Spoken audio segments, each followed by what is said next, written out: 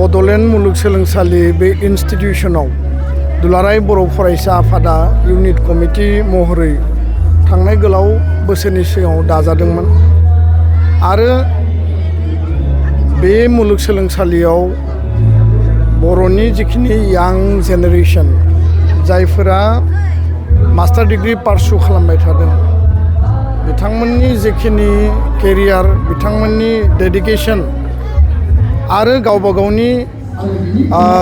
सोलोंथाइ लानायजों लोगोसे डिग्री लानायजों लोगोसे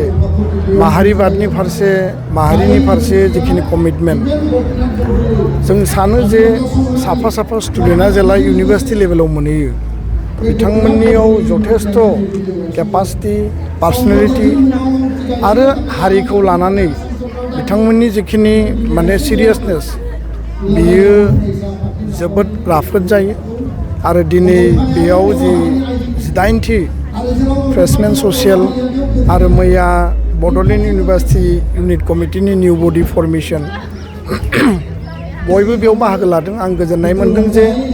जोंनि आगुनि एबसुनि इउनिटनि दैदेनगिरि बिबानगिरि बिथांमोनाबो दिनै बेयाव फैदों मैया गोदान कमिटि जाबाय आरो थांनाय बोसोरनि जिखिनि कमिटिमोन बिथांमोना खोब मोजाङै दैदेनलांबाय बड'लेण्ड इउनिभार्सिटि स्टुडेन्ट इउनियन जि जेनेरेल इउनियन बडि दङ बिथांमोनजोंबो तालमेल खालामनानै बिनि भाइस चेन्सेलर बिनि रेजिस्ट्रारजों जिहेतु बे इउनिभार्सिटिया दाबो आरोबाव ग्र' जाबावनांगौ खारन बेयो स्टेट इउनिभार्सिटि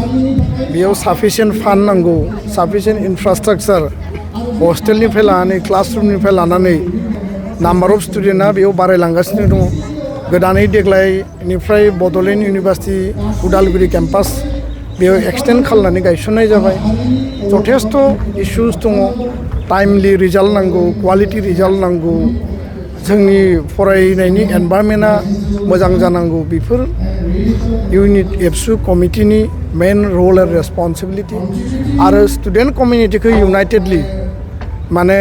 लाखिनानै माहारिनि सार्थनि थाखाय गावनि फरायनायजों लोगोसे माहारि दानायनि आरो माहारिखौ रैखानाबेक्षन होनायनि रेसपन्सिबिलिटियाबो बिथांमोननि आं बेखायनो दिनै खावलायदों जे इउनिभार्सिटि लेभेलनिफ्राय कलेज लेभेलनिफ्राय दुलाराय बर' फरायसा आफादाव